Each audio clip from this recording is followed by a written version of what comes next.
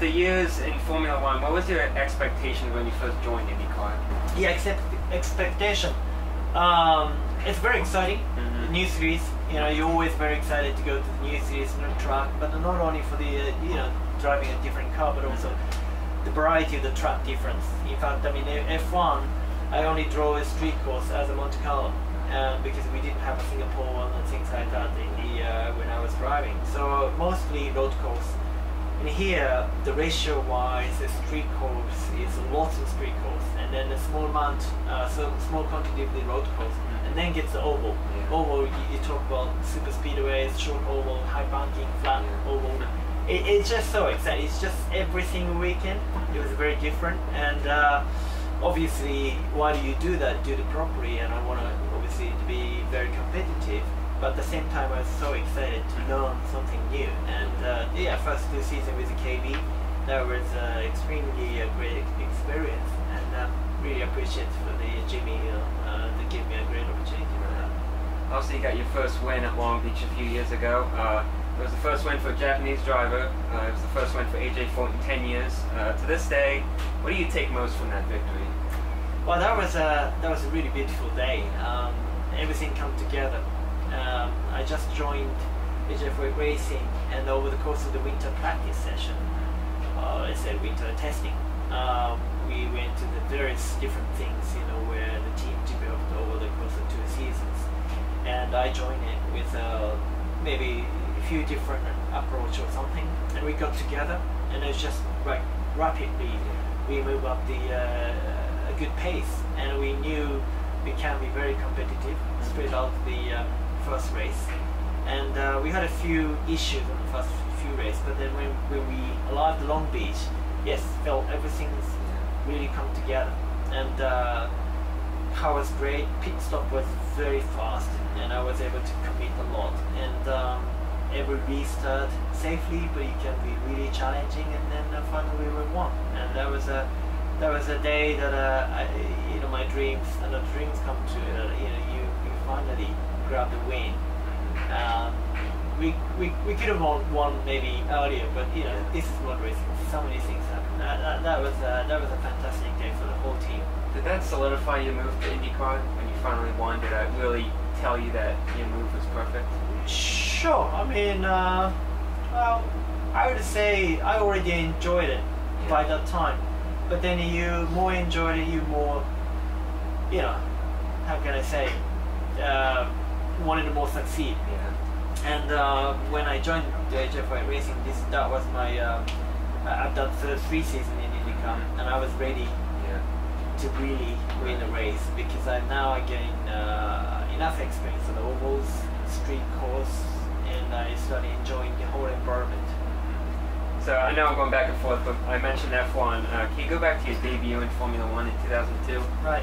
What it was like to get to that biggest stage for the first time? Well, that was a special moment, of course. You know, for anyone who obviously, you know, driving in a racing car to go to the Formula One is such a special moment. And of course, you know, I only started racing when I was 20. You know, to go to the race school, got a scholarship.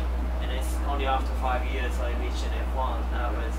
That was very good. I mean, in fact, British Formula 3 really made me happy to go there. With AD Jordan, you know, it's a perfect team to debut in F1. And it was a tough season actually. The EJ12, which was the car, has got some potential, but also it was very difficult to drive. So my teammate Giancarlo Fisichella has a lot of experience, but he struggled too. And we were a very, very difficult season, but in the end, Jordan team had such a strong engineering, and we climbed up and up and up, and then in the end, Suzuka, yeah, I finished in fifth. That was a very dramatic season finish, and that was a great season. So, traveling all over the planet for those years in F1, where was your favorite place to race? Was it Suzuka, or was it something different? Suzuka, not only because I'm Japanese, but the Suzuka, if you ask the older Formula 1 drivers, Suzuka become one of the top 3 in the latest, because it's such a naturally challenging, all type of track, in a very narrow, very high speed, lots of great continuous the corners, flows, you know, high speed. That's superb. beside, of course, Monte Carlo, Spa, Francorchamps. Yeah. Those two, and I do enjoy driving in Hungary too. Okay. Yeah, a lot of people, because supplies in Hungary, where they come from. But actually, if you ask another driver to Hungary, it's quite popular. I don't know why. It's just again, it's just the rhythm. Yeah. Go through the ACs, and you have such a satisfaction when you've done everything perfect lap in Hungary. It's a pretty tough track to get it right. A really bright year for you in F1 was 2004. You had a lot of top 5 finishes, but you talk about standing on the podium at Indianapolis next to the Ferrari drivers. Yeah, I never forget that day. I mean, obviously we had a very competitive team at that time, and we only really focusing for the big Ferrari. At that time, Ferrari dominated, that season. But then we had a very good strategy and good qualify actually, third. But then third, and then finishing third doesn't really sounds exciting. Yeah. But once they, you don't forget, I was dropped in the 11th. Yeah. Because a big accident with Lars Schumacher with safety car comes in, and lots of people taking advantage for the pit stop, which we didn't, because we are only 2 stopper, where everybody else was a 3 or 4 stopper. Yeah. So we had this advantage on that one. I remember that every time I overtook the car, and I was shouting on the radio, the blue flag, because I saw the car coming in the front. Yeah. Whereas the backmarker. Okay. But actually, the Joe Kriya, was my engineer, said, "No, you gotta overtake." It's the same lap. Oh, jeez. So I overtook, and finally 5th and 4th, and then when I took a Renault, young Tururi, that was a great feeling, because you now on the podium, and going back to the 3rd and trying to catch a 2 Ferrari, which never reached. But we had a very fast car, so it was special, and I never forgot the scenery from the podium. Yeah. That was actually Indianapolis Motor Speedway, but the whole crowd was like waving like this, with a lot of energies, and then having shared the time with Michael Schumacher at the podium was something, I remember with very good memories. Right. Obviously the F1 circuit's racing on Spa this weekend. How daunting really was the lead up to that Eau Rouge corner? It's a special, sensation, feeling of the speed. Not only for the lateral G-force, but for the full 3-dimensional G-force. You're crushing down to the bottom of the hill, and like you pull over 2 Gs on the vertically. On the top of the hill, you have negative, so you have minus 1.5 Gs on the top of the hill. So without wing, obviously we're gonna be flying, and actually you can feel the whole body is up in the air. Wow. Without seatbelt, we will be ready to jump. So that kind of sensation with 2 Gs on the lateral. So that's it's a fantastic corner. Nowadays, because Formula 1 has got a lot of downforce and technologies that you can go flat, relatively easy in the dry condition. Still, you have a great sensation, but I do respect the drivers who drove 80s, 90s, where the car never be able to flat, other than qualifying special situation. So I do feel that those days, it must be the corner. Even today I got excited, but today I would say it's quite easy flat. So you just completed your 100th IndyCar race. Did you ever think you would have more Indy starts than F1 starts? No, you never imagine. You never know the future.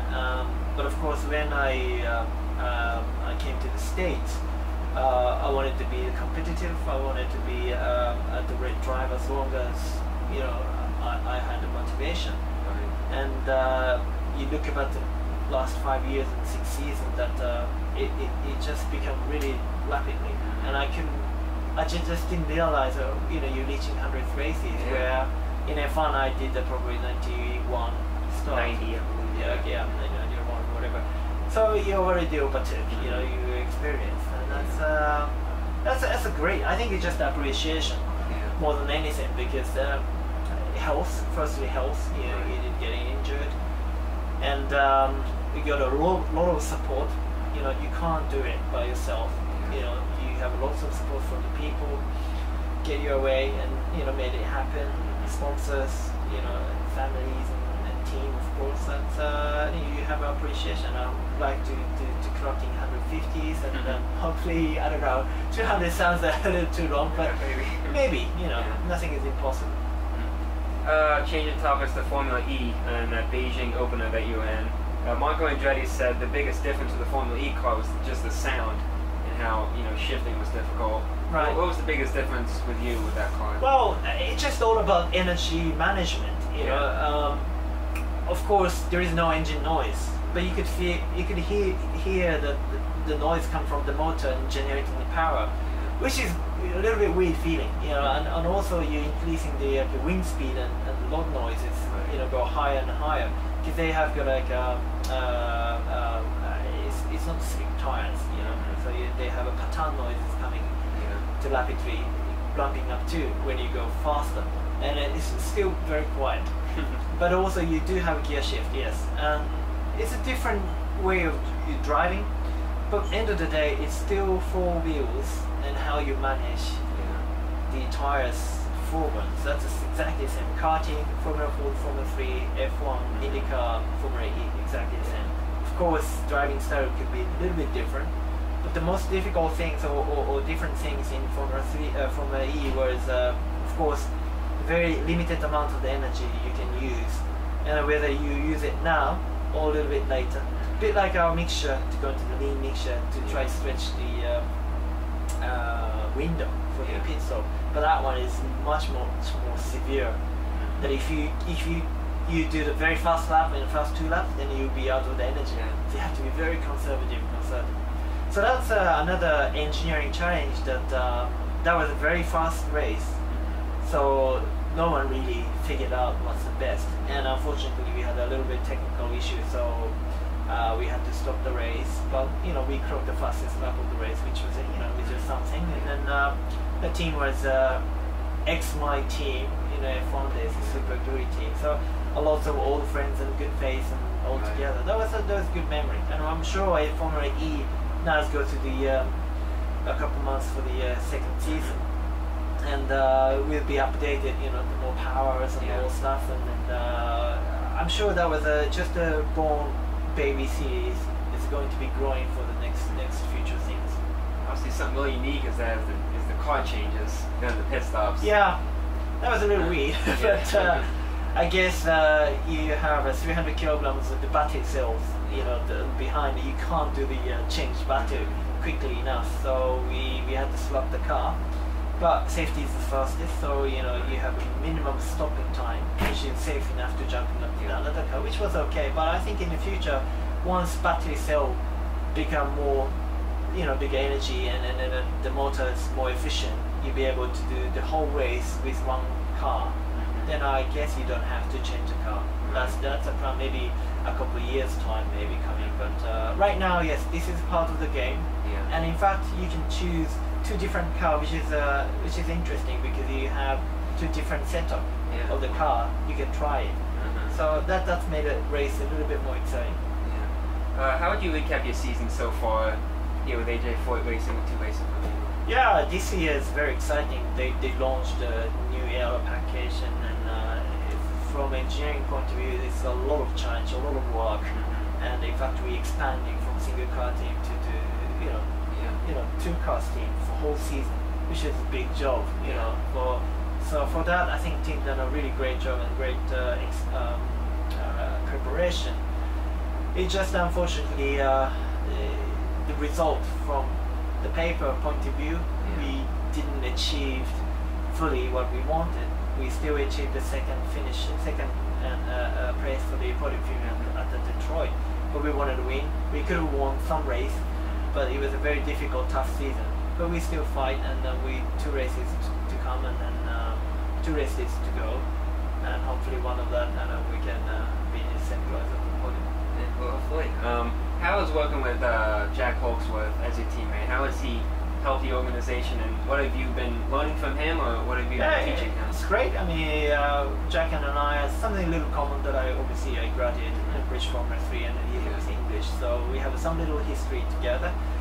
But we got on really well, and he's obviously very fast, and talented, and as well as he's very technically minded too. We can speak a lot of details. He can read all the data, PCs, talk about numbers with engineer. That's really helped. And Japan and I, it's not. How can I say? Let's put it this way. His driving style and my driving style obviously slightly different. But end of the day, if you categorized, I think we are the same group. So we're both very similar. So we, in a healthy way, we're pushing each other very well. So we try to raise the limit of our ability. Yeah. That's really helpful for the engineer and the team to raise the whole energy in here, and then hopefully that's continue to work together. Working with AJ Foyt, have you ever made him try sushi? For him? Yeah, has he tried sushi? No, actually no. Yeah. We haven't made him to eat sushi, but we have lots of great dinner together, and we went to a lot of great steakhouse in his favorite steakhouses, and he always looked at me that can't believe this small guy eating a lot, but we had a great story. I just love to listen to his story all the time. It's very interesting, and it's like a lot of wow factors, and yeah, we miss him a lot. He had a very difficult winter last year, and now he has another surgery which was successful, but then he can't come out in a couple of months. So yeah, we're missing him in the truck, and hopefully yeah, he'll be watching it now on TV that we can make him smile. And final question, who are your favorite drivers when you were growing up? Ayrton Senna. Ayrton Senna. No doubt about. I saw his racing when I was 10 at Suzuka, my very first attempt for the racing event. That was Formula 1 in Japanese Grand Prix. And I remember he started from a 7th position. He driving for the camel yellow Lotus Honda, and he's just moving up and then up and then up, and eventually he finished in 2nd. From my eye, of course, the race is happening a lot, but he was only one to climbing up. Whoever he's in front of his, very next lap he overtook. So it's this great sensation for me to watch the Formula 1, but watch him be like that. But then after that, I follow him big time, and I seen him obviously winning races, winning a championship. I never met him in person. I was not old enough to get in the inside of the and also when I start racing, he already passed away. So he's still my hero. His driving and absolute speeding, especially for wet conditions, was unbelievable. His qualifying skill and everything. He's human beings.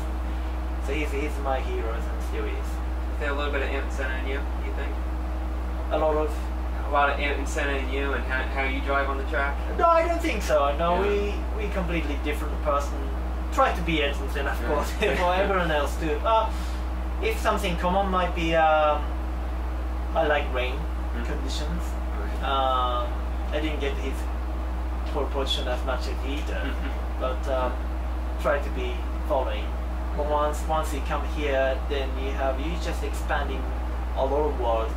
For example, like AJ, the history, number of the wins, it's just massive, unbelievable. So while I'm here, I try to follow AJ's footsteps, and still I'm driving, especially if I'm driving in number 14 car. That's the one. Ayrton Senna is somewhere else that in my heart. It's not like I'm following him right now. It's always very special. And a special moment, share with a lot of good drivers in F1 days, like Michael Schumacher. I wish him obviously recovery will be a long way, but it's just, let's hope, he's a strong guy, and he already recovered, come from nowhere, and that's a special thing, so that's lots of good memories.